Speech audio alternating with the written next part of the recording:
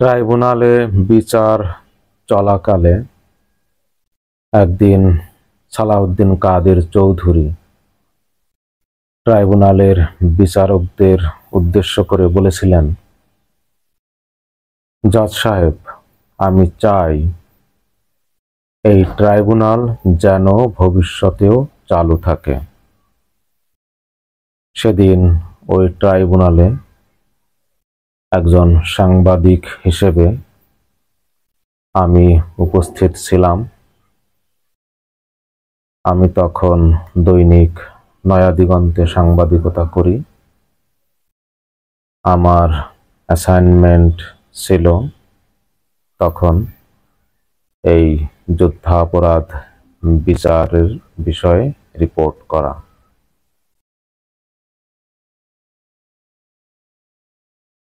আপনারা জানেন যে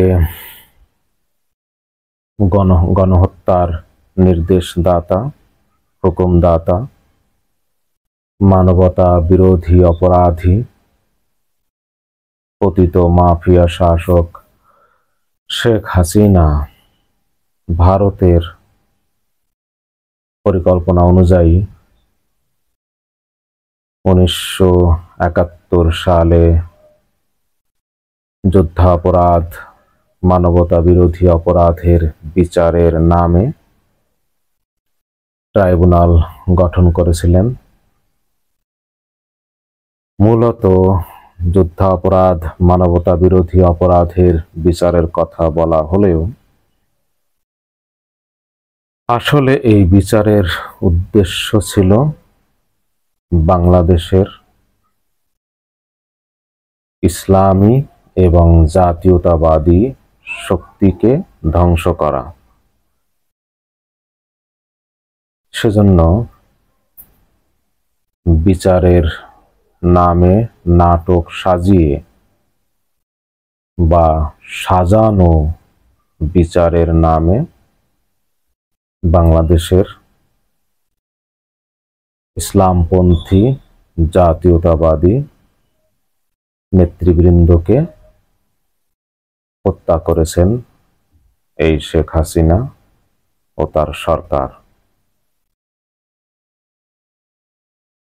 জামায়াত ইসলামের সেই তখনকার আমির মাওলানা মতিউর রহমান নিজামী, সেক্রেটারি জেনারেল আলী হাসান মোহাম্মদ মুজাহিদ, অ্যাসিস্ট্যান্ট সেক্রেটারি জেনারেল আব্দুল কাদের মোল্লা, মোহাম্মদ কামারুজ্জামান, মীর কাসেম আলী, উনিও জামায়াতের একজন নেতা, তাদেরকে ফাঁসি দিয়েছিল। সাজানো বিচারে এছাড়া 4 জন,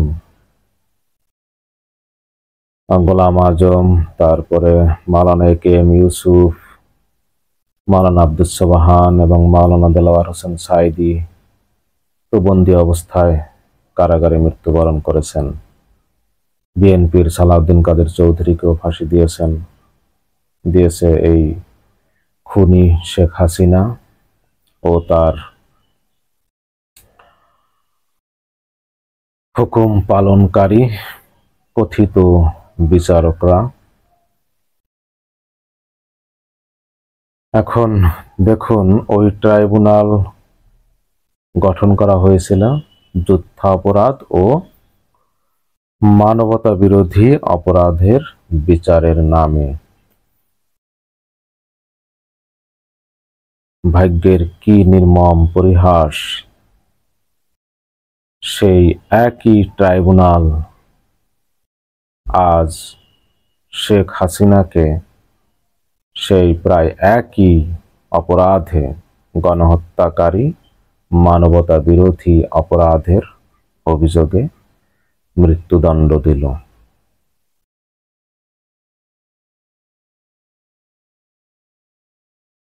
ভাগ্যের একেই সম্ভবত বলে ভাগ্যের নির্মম পরিহাস। এবং ওই যে একটি কথা চালু আছে যে অন্যের জন্য পুকুর বা গর্ত খনন করলে সেই গর্তে নিজেকেই পড়তে হয়। আল্লাহর বিচার দেখলাম আসলে যে সালাউদ্দিন কাদের চৌধুরী বলেছিলেন যে আমি চাই এই ট্রাইব্যুনাল যেন অব্যাহত থাকে ভবিষ্যতেও। আর মাওলানা সাঈদী তো আল্লাহর কাছে ফরিয়াদ করেছিলেনই, আপনারা সেটা দেখেছেন, অনেকে জানেন। সেই ট্রাইব্যুনাল সালাউদ্দিন কাদের চৌধুরী সেদিন যে কথা বলেছিলেন যে এই ট্রাইব্যুনাল যেন অব্যাহত থাকে, আল্লাহর কি খেলা দেখুন, সেই ট্রাইব্যুনাল অব্যাহত আছে এবং সেই ট্রাইব্যুনালেই শেখ হাসিনার আজ মৃত্যুদণ্ড হলো। শেখ হাসিনার রায় শোনার পর ওই একটি জিনিসই আমার মধ্যে বারবার জাগ্রত হয়েছে যে সেদিন সালাউদ্দিন কাদের চৌধুরীর বক্তব্য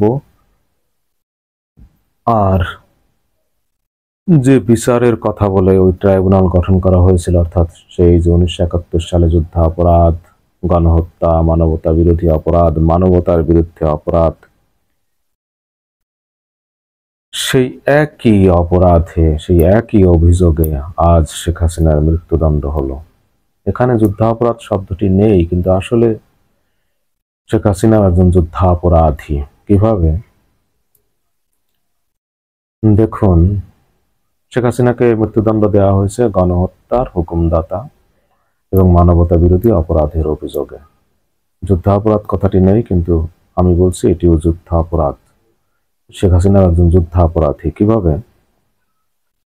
শেখ হাসিনা ক্ষমতায় থাকার জন্য, কেবলমাত্র ক্ষমতায় থাকার জন্য যে কোনো মূল্যে বাংলাদেশের সমস্ত রাষ্ট্রীয় বাহিনী এবং সে তার দলের সমস্ত অঙ্গ সংগঠনের সমস্ত সন্ত্রাসীদের ক্যাডারদেরকে রাষ্ট্রীয় অস্ত্র তুলে দিয়ে তাদের হাতে বাংলাদেশের তার বিরোধী যত জনতা আছে তাদেরকে তাদের বিরুদ্ধে লেলিয়ে দিয়েছিলেন এবং সমস্ত বাহিনীকে তিনি নির্দেশ দিয়েছিলেন যে কোনো মূল্যে সেই জুলাই